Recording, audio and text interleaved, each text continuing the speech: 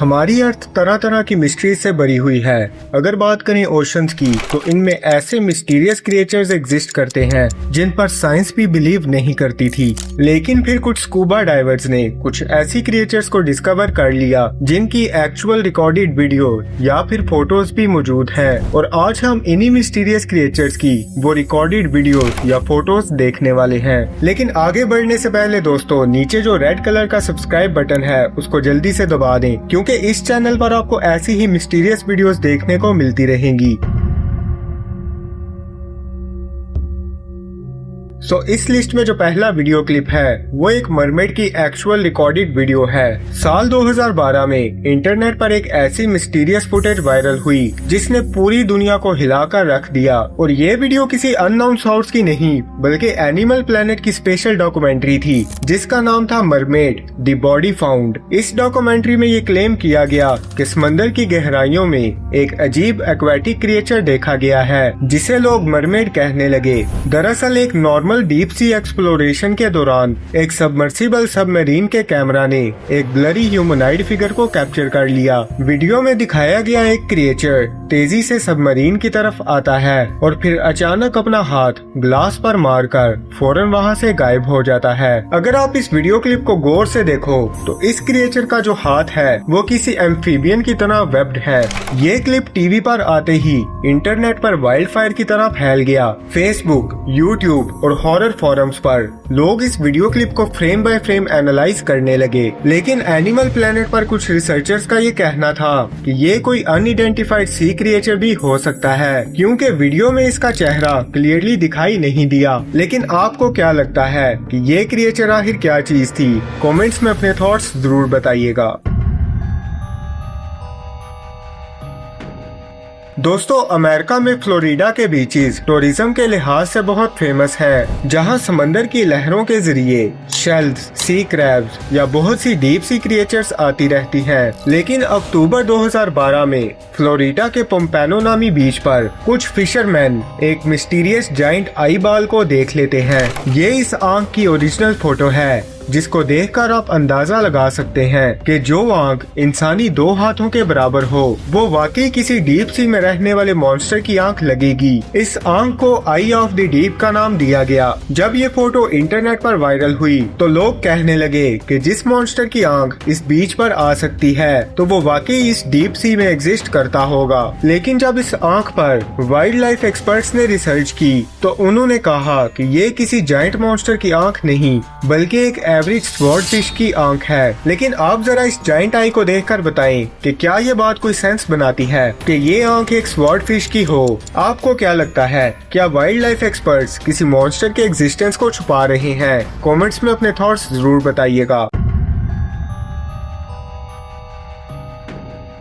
अगर आपने बचपन में डोरेमोन कार्टून देखे हैं तो ये मिस्ट्री आपको हिलाकर रख देगी। जापान के कोस्टल वाटर्स के करीब कुछ स्कूबा डाइवर्स सी फ्लोर को एक्सप्लोर कर रहे थे कि इसी दौरान उनकी नजर फ्लोर पर पड़े एक डोरेमोन स्टैचू पर पड़ी जिसका राउंड हेड, बड़ी बड़ी व्हाइट आईज और फेस पर एक क्रीपी स्माइल थी। सबसे शॉकिंग बात तो ये है कि ये ऑब्जेक्ट एक काफी लंबे अरसे से ओशन फ्लोर पर पड़ा हुआ था, जिस वजह से इस पर एल्गी और मरीन ग्रोथ जम चुकी थी, जिससे ये और भी ज्यादा मिस्टीरियस दिखाई दे रहा था। डाइवर्स ने ये भी बताया कि जब अंधेरे पानी में इनकी फ्लैशलाइट इस क्रिएचर पर पड़ी तो इसकी आंखें चमकने लगी, जिसको देखकर ये स्कूबा डाइवर डर गए। जब ये फोटोज इंटरनेट पर वायरल होती है तो लोग कहने लगे कि ये आज से 400 साल पुराना स्टैचू है, जब डोरेमोन टीवी पर भी नहीं आया था। लेकिन दोस्तों, ये बात सिर्फ और सिर्फ एक मिथ है, क्योंकि जब इस पर रिसर्च की गई तो पता चला कि ये डोरेमोन का स्टैचू है तो रियल, लेकिन ये 400 साल पुराना नहीं है, क्योंकि इस स्टैचू को एक अम्यूजमेंट पार्क में लेकर जाया जाना था। लेकिन किसी तरह ये स्टैचू पानी में गिर गया और कई सालों बाद इन स्कूबा डाइवर्स ने इसको डिस्कवर कर लिया। दोस्तों, कैडबोरोसोरस, जिसको कैडी के नाम से भी जाना जाता है, ये एक लेजेंडरी क्रिप्टिड क्रिएचर है जिसे 1930s में बहुत से सेलर्स और फिशरमैन देखने का दावा करते थे।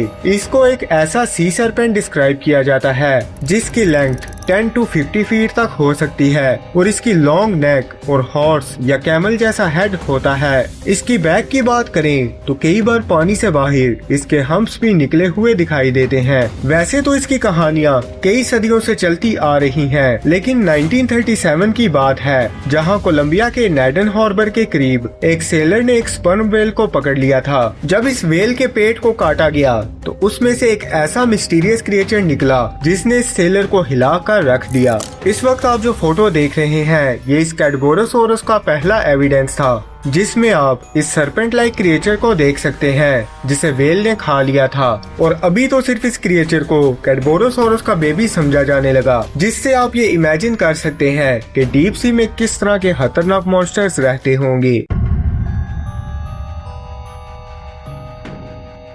दोस्तों, ज़ुयुमारू कारकास इंसानों के जरिए की जाने वाली हिस्ट्री की सबसे फेमस डिस्कवरी है। सबसे पहले मैं आपको बताता चलूं कि कारकास आखिर कहते किसको हैं। दरअसल जब गहरे समंदर में कोई डीप सी क्रिएचर मरता है तो उसकी बॉडी डीकम्पोज होने लगती है और कभी कभी लहरों के जरिए बीच पर भी आ जाती है और इसी डीकम्पोजिंग बॉडी को कारकास कहते हैं। दोस्तों, 25 अप्रैल 1977 की बात है जहाँ एक जापानीज फिशरमैन नॉर्मल रूटीन के मुताबिक समंदर में शिकार करने निकला था। गहरे समंदर में पहुंचकर ये मछुआरा 300 मीटर गहराई में जाल फेंक देता है, लेकिन जब कुछ ही देर बाद इसने ये नेट बाहर निकाला तो मछलियों के एक ढेर में उसे एक सी मॉन्स्टर का कारकास मिल गया। इस वक्त आप जो फोटो देख रहे हैं ये इस मॉन्स्टर की एक्चुअल फोटोग्राफ है और आप इस फोटो को देखकर जरा कमेंट्स में बताएं कि ये किस एंगल से एक नॉर्मल सी क्रिएचर लग रहा है। हैरानी की बात तो ये है कि ये कारकास लंबाई में 10 मीटर लॉन्ग था